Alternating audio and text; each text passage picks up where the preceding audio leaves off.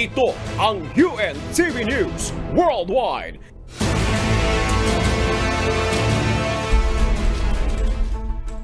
Yes, it's a beautiful day. Hello Maria, siyempre hello sa ating mga kasambahay sa buong mundo. Salamat sa Diyos sa panibagong araw na kanyang kaloob sa bawat isa sa atin. Time check, ang oras po natin. 31 minuto makalipas ang alas 4 ng umaga. Sabah Al-Khair, Guten Morgen, Buenos Dias, Oya Gozalmas. Good morning kuya at magandang umaga mga kababayan sa Pilipinas. Ayun, ang ganda naman ng pagbati mo, Bert. At kumusta sa'yo? Magandang gabi naman dito sa atin sa Western Hemisphere. Ngayon ay araw ng Huwebes, November 23, 2023. Mula sa Dubai, United Arab Emirates, ako si Bert Cerudo. At mula naman dito sa Texas, USA, ako si Marie Peñaranda. Maghatid sa inyo ng mga umatikabong balita mula sa iba't ibang panig ng mundo. UNTV News Worldwide sa ating global headlines. Rohingya refugees sa Indonesia ililipat matapos tanggihan ng mga residente. Ukrainian troops nahaharap ngayon sa mahirap na depensa dahil sa panahon. US Court idineklara na unconstitutional ang handgun law sa Maryland. Monovalent COVID-19 vaccines ng Pfizer at Moderna aprobado na sa Australia. PM2.5 dust level sa Bangkok tumataas. Pagsusuot ng face mask muling isinusulong. Pink Line MRT sa Thailand binuksan na. Unang buwan, free rides para sa publiko.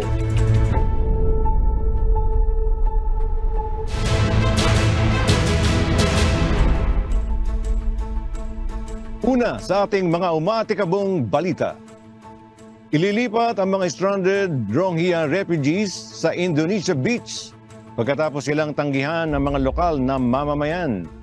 Mahigit 200 ang pinakabagong grupo ng refugees na dumating sa lungsod ng Indonesia. Ito ang umatikabong balita ni James Hilario. Nasa 219 na Rohingya refugees kasama ang 56 na mga bata ang nagsikap na makarating sa lungsod ng Sabang sa probinsya ng Aceh araw ng Miyerkules, November 22. Ang mga ito ay naglakbay ng 15 araw sa dagat gamit ang mga bangka pagkatapos silang umalis mula sa mga refugee camps sa Bangladesh. Pero tinanggihan sila ng mga lokal na mamamayan ng Sabang at nagbanta ang mga ito na ibabalik sila sa dagat. Ayon sa Sabang Social Agency, planong i-relocate ang mga refugees sa isang shelter sa Lok Sumawe, Aceh sa pamamagitan ng isang ferry. Dagdag pa nila, ang relocation ay nakaka-coordinate sa UNHCR at ang mga refugees ay binigyan din ng mga pagkain at tubig. Ayon kay Faisal Rahman, UN Refugee Agency Protection Associate, nagdesisyon ang lokal na pamahalaan na dalhin sila sa lugar na itinalaga ng pambansang gobyerno. Samantala, mahigit 1,000 naman na desperado at pagod na mga Rohingya refugee ang pinakahuling dumating sa baybayin ng Aceh Province sa kanlurang Indonesia noong nakaraang linggo. James Hilario, UNTV News and Rescue. Diyos ang aming sandigan, serbisyo publiko ang aming pinahahalagahan. Nahihirapan ngayon ang defensive operations ng Ukrainian military dahil sa pagpasok ng matinding lamig sa Eastern Front. Gumagawa naman ng opensiba ang nasa South. Naglunsad ang Russian troops ng opensiba sa iba't ibang section sa front line ng Ukraine upang makausad sa kalunos-lunos na bayan ng Avdiivka. Snow at freezing temperatures na nasa -5 degrees Celsius sa umaga at inaasahang lalo pang lalamig ito, kaya naman gagawin pa nitong mas komplikado ang operations sa battleground. Idineklara ng US Court of Appeals na unconstitutional ang handgun law ng Maryland. Ito ay dahil sa paglabag umano sa karapatang pantao. Ito ang umatikabong balita ni Cres Pogaman. Bago makapag-apply ng lisensya upang makabili ng handgun sa Maryland, USA, kinakailangang sumailalim muna ang isang individual sa training at background check. Subalit sinabi ng US Court of Appeals sa isang 3-judge panel na hindi constitutional ang 2013 handgun law na ito ng estado at violation umano ito sa right to keep and bear arms. Ayon sa ruling ng Supreme Court noong 2022, sa isang kasong tinawag na New York State Rifle and Pistol Association versus Bruen, ang nagre-require sa gun law sa mga estado na maging consistent sa historical tradition ng firearm tradition ng US o ang US Constitution Second Amendment. Kaya naman ang proseso na ito sa Maryland ay hindi nila nakahanay rito.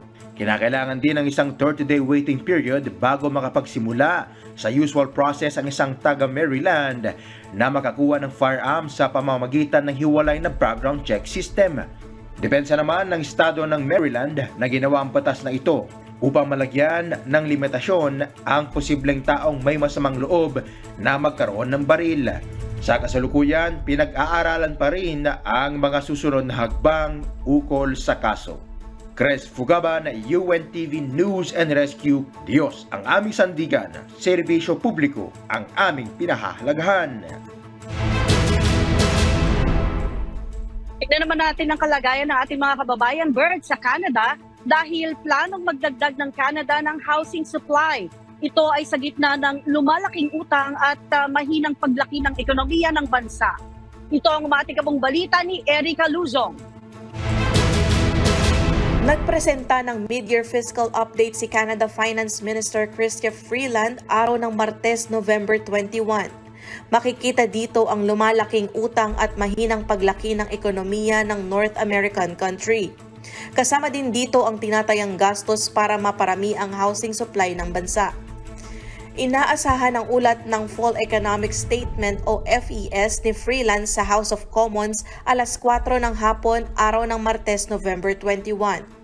Tinatayang mas mataas ang deficit ng bansa dahil sa electric vehicle maker subsidies, bagong federal civil servant contracts at mas mataas kaysa inaasahang interest rates ayon kay Derek Holt na vice-presidente ng capital markets sa Scotiabank. Kabilang sa FES ang 15 billion Canadian dollars o 10.9 billion US dollars na 10-year loans ng bagong rental housing construction, 1 billion Canadian dollar na pondo para sa paggawa ng panibagong affordable housing at bagong mortgage rules ng lenders para sa mga homeowners. Kasama din sa FES ang isang tax measure para mabawasan ang short-term rental services gaya ng Airbnb.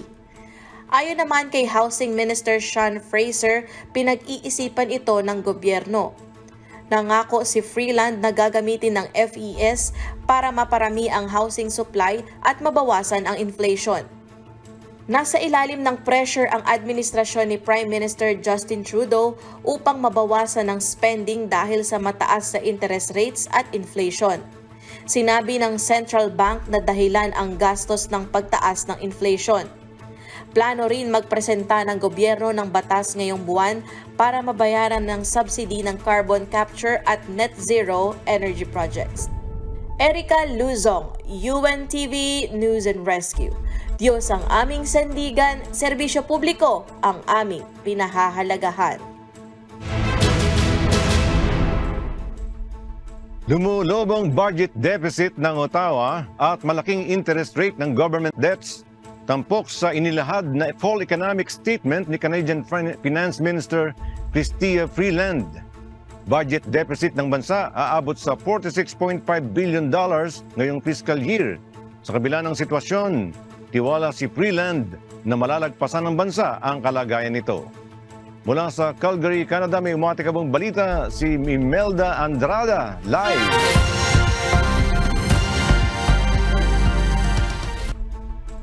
Hello Imelda, magandang araw sa iyo. Ano ba ang highlight sa bagong fiscal report ni Canadian Prime Minister Chrystia Freeland? Bert, magandang araw. Isang mapanglaw na fall fiscal update ang inilatag ni Finance Minister Chrystia Freeland kung saan tampok rito ang malaking budget deficit ng bansa at ang malaking interest rate sa utang ng gobyerno. Ayon kay Finance Minister Freeland, makakasurvive ang Canada sa isang economic recession, ngunit ang paglago ng ekonomiya ay magiging mabagal. Itataas ang unemployment rate at milyong-milyong tao ang maaaring mawalan ng trabaho. Nais nito na gumastos ng humigit kumulang $20.8 billion o mahigit 810 billion pesos para sa susunod na 6 na taon, mas malaki kaysa unang projection ng gobyerno upang matustusan ang gastusin para sa pangunahing sektor, kasama na rito ang nasa housing sector. Tinalakay rin ni Freeland ang malaking budget deficit ng bansa at ang malaking interest rate ng government debt na ang malaking bahagi ay mula pa nang manalasa ang COVID-19 pandemic. At dahil ang interest rate ngayon ay nasa 20-year high, ang halaga ng utang na 20.3 billion noong 2020-2021 ay aabot na sa 46.5 billion ngayong fiscal year at inaasahang babayaran ng Federal Treasury ng $60.7 billion sa 2028-2029. Ibig sabihin, tataas ang debt charges habang patuloy na lumalaki ang deficit sa highest interest rate environment, kung kaya't ang pinakamahal na line items ng federal budget sa ngayon ay ang pagbabayad sa mga utang nito. Pagamat sinabi ng gobyerno na inaasahan nitong maiwasan ng Canada ang recession, projected naman ng Department of Finance ang 0.4% o halos walang paglago sa ekonomiya ng bansa. Bert? Yes, Imelda. Ano naman ang naging reaksyon ng ilang politicians sa naging pahayag na ito ni Minister Freeland? Bert, ang hindi paggastos ng gobyerno ng higit pa ay pinuna ni NDP leader Jagmeet Singh. Aniya, ang dokumento ay not even a mini budget. Ito ay isang micro budget.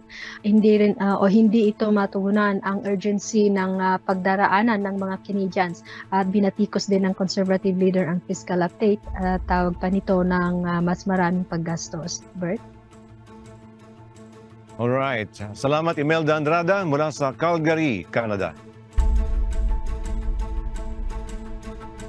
Punta naman tayo sa Land Down Under. Aprobado na ng Australian Technical Advisory Group on Immunization o ATAGI ang monovalent XBB 1.5 vaccines ng Moderna at Pfizer. Inaasahang matutugunan ng 2 bakuna ang mga kasalukuyang strain ng COVID-19 virus. Ito ang umatikabong balita ni Danny Delieva.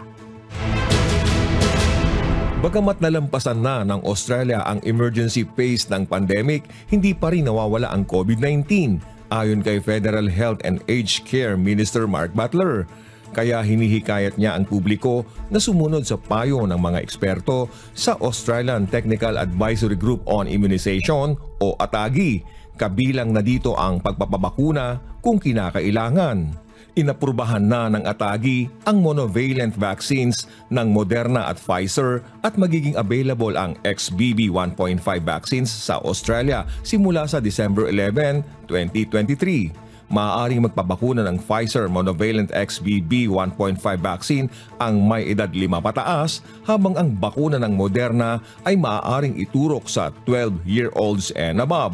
Nararanasan ngayon sa Australia ang panibagong COVID-19 wave at kaakibat nito ang pagpapatupad ng iba't ibang jurisdiksyon ng health measures. Ibinalik sa Western Australia ang mandatory mask wearing sa high-risk hospital clinical areas, kabilang ang hematology at oncology, gayon din sa intensive care units. Sa Queensland naman ay hinihikayat ni Australian Medical Association o AMA Queensland President Maria Bolton ang mga kababayan na magsuot ng mask sa pampubliko at mataong lugar upang mapigilan ang pagkalat ng virus. Ayon pa kay Queensland Health Minister Shannon Pentiman, bakuna pa rin ang pinakamabisang panlaban sa COVID-19 at nararapat maging up-to-date sa vaccine doses o boosters ang publiko. Danny Delieva, UNTV News and Rescue, Australia. Diyos ang aming sandigan, serbisyo publiko ang aming pinahahalagahan. Puntahan naman natin ang Vietnam. Posibleng makatulong ang muling pagbabalik at paggamit ng plastic packaging upang mabawasan ng greenhouse gas emissions at magpababa ng mga halaga ng ilang items batay sa isang pag-aaral. Ito ang umatikabong balita ni Axis Salem. Pinakita ng isang pag-aaral ng Ellen MacArthur Foundation noong Miyerkules, November 22, na maaaring mabawasan ang greenhouse gas emissions ng hanggang 69%.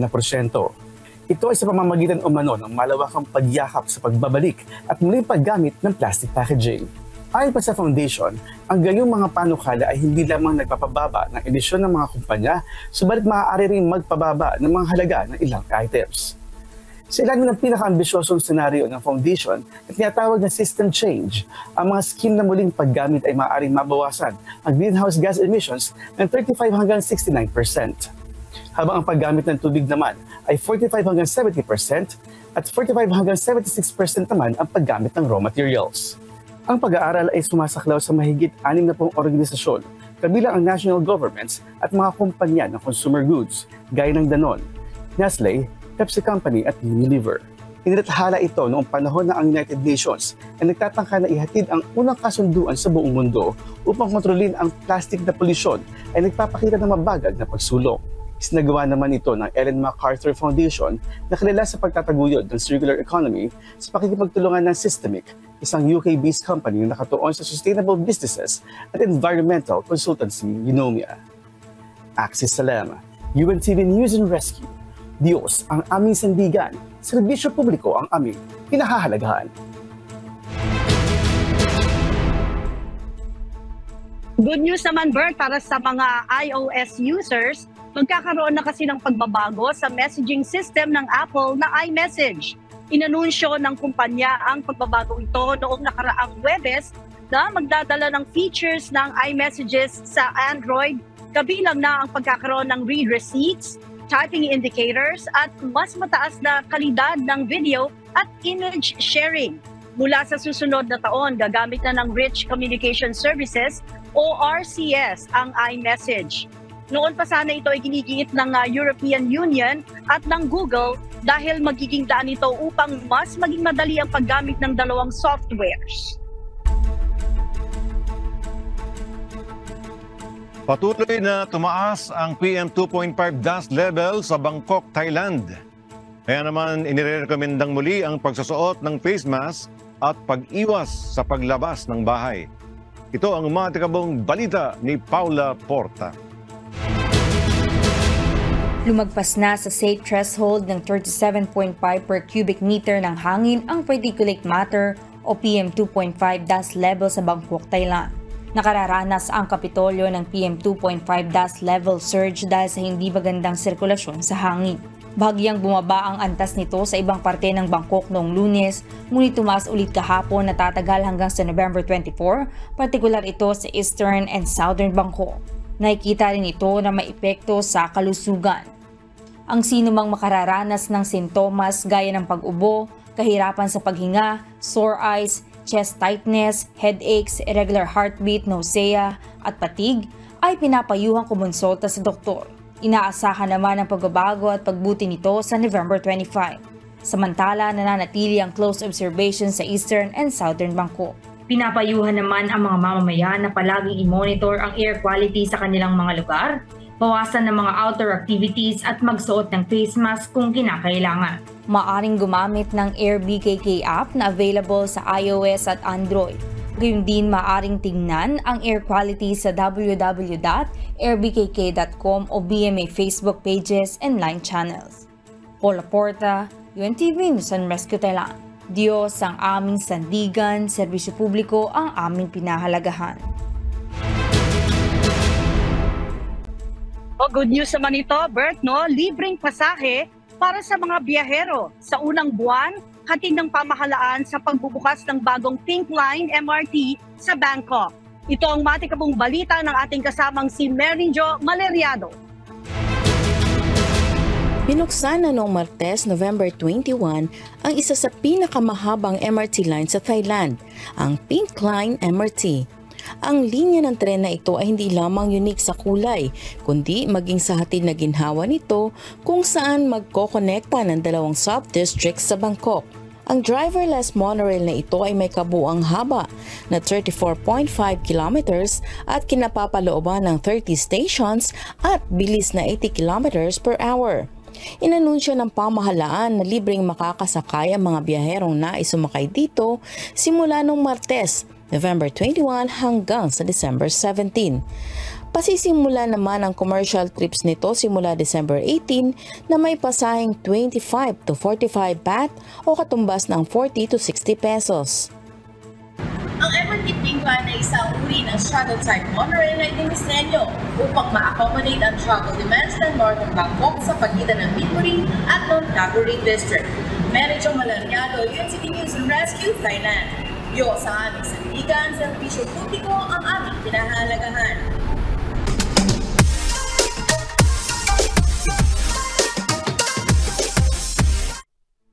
Ang bilis talaga ng oras, Bert. Pero eto na ang hindi natin makalilimutan. Ang pinakaabangan nating lahat, Bert. Pwede bang bumati? Ay, siyempre naman. Pwede. Yes. Narito naman ang pagbati ng ating kababayan. Hello.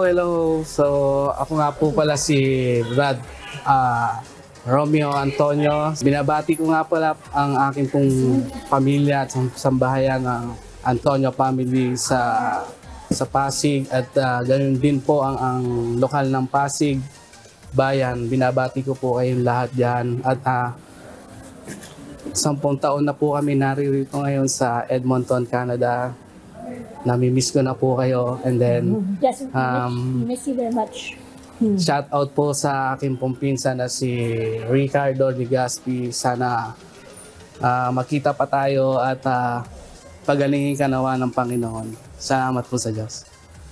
Hello po mga kapatid. Jovelyn Antonio po from Alberta, Edmonton din. Kamusta po kayo dyan? Kami po maayos naman. Awa po ng Diyos, awa tulong. Okay po kaming tatlo. Sana po lagi po kayong ingatan dyan ng Panginoon. And see you soon mga kapatid. Pasig Bayan, Antonio family, and Karate family. Ayan, lagi nakakamiss, nadadagdagan yung pagkamiss natin, Bert, pag nakakita tayo ng mga kababayan nating bumabati sa kanilang mga mahal sa buhay sa Pilipinas. Pero eto na, mauna na ako sa iyo, binabati ko ang ating mga kababayan dito sa Texas, USA. Ayan, at ang ating mga kasama din sa Jamaica. Ayan, may mga nanonood sa atin, Bert, sa Jamaica. At napalagi na rin naka-tune in sa ating mga programa sa UNTV. Gayon din ang aking mga kamag-anak. Diyan naman sa San Pedro, Laguna, ang aking mami. Hello, Mami Josie, at ang aking anak na si John.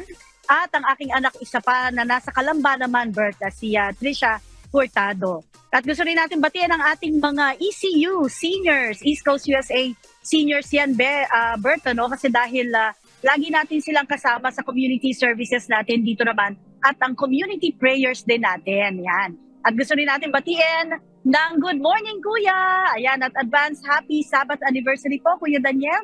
At patuloy ka pong samahan. At mula po sa mga kapatid dito naman sa Austin, Texas, pagbati po ng pag-ibig. Ayan, at patuloy po kayong samahan ni Ate Arlene. Yes, go ahead, Bert. Yes, binabati ko po ang lahat ng taga-subaybay ng UNTV News Worldwide sa buong mundo. Marie. At syempre, advance happy Sabbath anniversary kay Kuya Daniel. Happy birthday, Kuya Daniel. At hello kay Ate Arlene at sa buong sambahayan. At binabati ko rin yung ating regular na taga-subaybay dito sa UAE. Tansenko family, Brad Bot, Sis Let, Sis Biel, Sis Levi, Brad Albi. Hello kay Apong Mading at kay Darang Aida. At sa Kalye Pogi, si Mr. Adelardo at si Mr. Sopina Cañada. Ganun din kay sa kanyang apo na si Adrian at si Ashley at si CK. At siyempre pagbati kay Sis Eda, Sis Jo, Sis Tessie, Sis Mona, Sis Alma dyan sa Al-Qus, Dubai at kay sa aking mahal na asawa kay Sis Tess at sa aking mga anak Nico, Eileen, Sasha and Andrew at sa aking apo nanonood siya ngayon si Ana Banana at si John at siyempre hello kay Mami Alicia. Ayun, alam mo Bert, na-miss ko yung Kalye Pogi mo at saka si Ana Banana, di ba? At alam mo, hindi ako mag-isa ngayon kaya kahit medyo mahangin ay hindi magulong aking setup dahil nandito rin ang aking Nia Moore mamaya. Babatiin yan, I'm sure, ni ang ating amigo pag naandyan na siya. Pero mukhang, anong oras na ba dyan? Napakaganda naman ng iyong background. At ano bang weather natin ngayon dyan, Bert? Yes, Marie, nandito ako ngayon sa rooftop at ngayon ay mag-aalauna na ng madaling araw dito. Aha.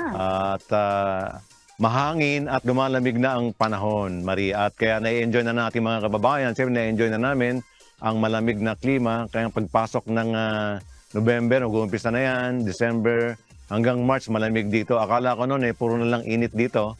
Pero salamat dahil na-enjoy din ang ating mga kababayan at ang mga residente rito. At during November, December, dyan na yung time na nagka-camping ang ating mga kababayan sa mga beaches at time na mag-bonding din yung ating mga OFWs na nandito. Ayun, Marie, tawagin na natin yung ating yes. kasama dyan sa Pilipinas, amigo Sherwin.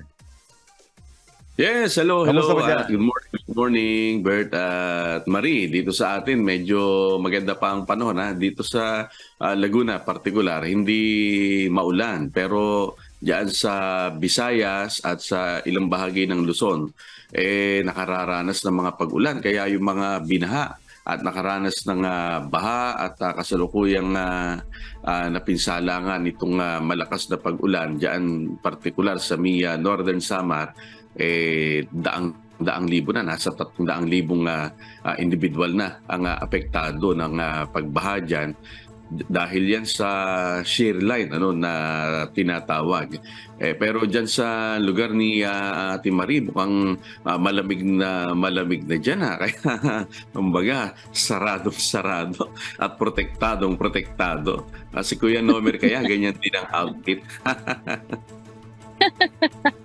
Oo, nandito nga siya. Sabi ko nga kung sasamahan niya ako at kung matitiis niya ang lamig.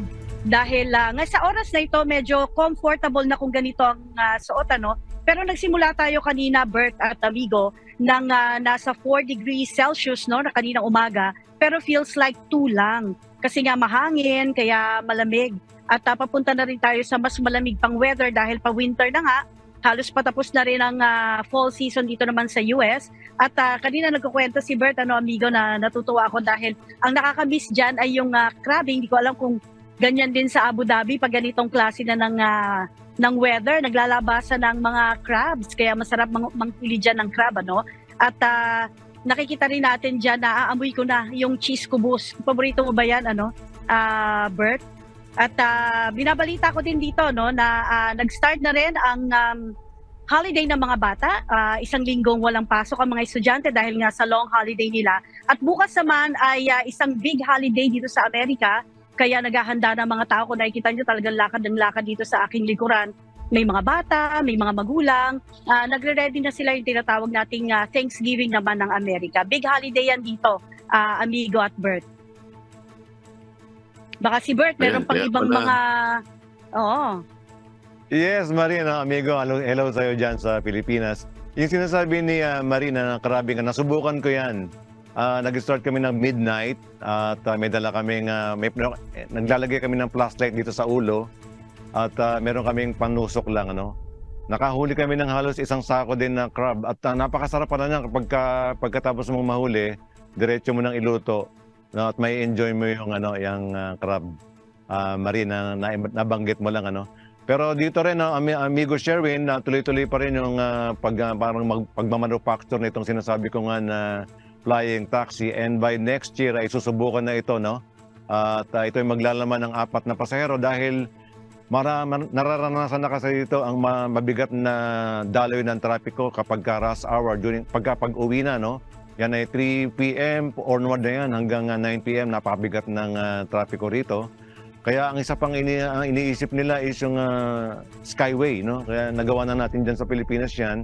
Pero isa yan sa nababasa ko na gagawin din nila dito dahil para malunasan nga itong mga bigat na daloy ng trapiko rito, amigo Sherwin. Oo, yung flying taxi na yan, Bert, parang sa pelikula lang natin dati napapanood yan Pero magkakaroon pala ng realidad yan sa lugar nyo dyan. Yes, at susubukan ko nga, parang pinag-iisipan ko nga kasi meron silang mga survey na sasakay ka ba o hindi. Meron mong gusto, meron natatakot, dahil parang siya, parang mini helicopter na umaangat lang, pero siguro masubukan din dahil lalo na kung ikaw ay isang businessman at ikaw ay nagmamadali, malaking tulong ito sa kumbaga mabilis na daloy ng business. Ayun, Marie. Naku, antabayanan namin ni Amigo yan. At for sure, gusto nating subukan yan. Ano? At may balita kami sa iyo, Amigo. Kanina nag-uusap kami ni Bert. Mukhang uuwi siya next year, no? Bandang April 2024. Oo, kami naman. Kaya ipaghandaan mo na kami.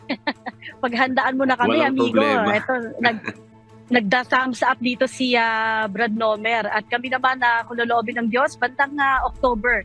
Kaya may 1 taong kang paghahanda, Amigo. At salamat, Amigo Sherwin. Mag-aabang pa rin kami ng iyong mga humahataw na balita. At sa lahat ng ating mga correspondents mula naman sa iba't ibang panig ng mundo. Mga kasangbahay, kung meron pa po kayong hindi napanood na balita o nais ninyong muling tunghayan ang UNTV News Worldwide, maaari niyo po kaming balikan sa aming mga official social media account.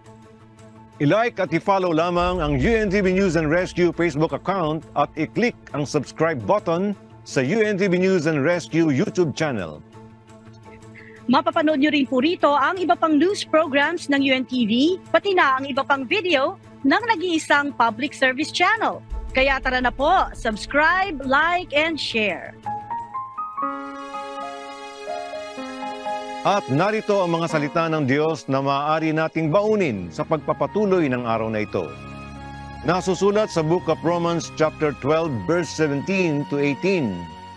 Recompense to no man evil for evil.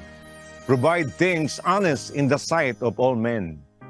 If it be possible, as much as lieth in you, live peaceably with all men.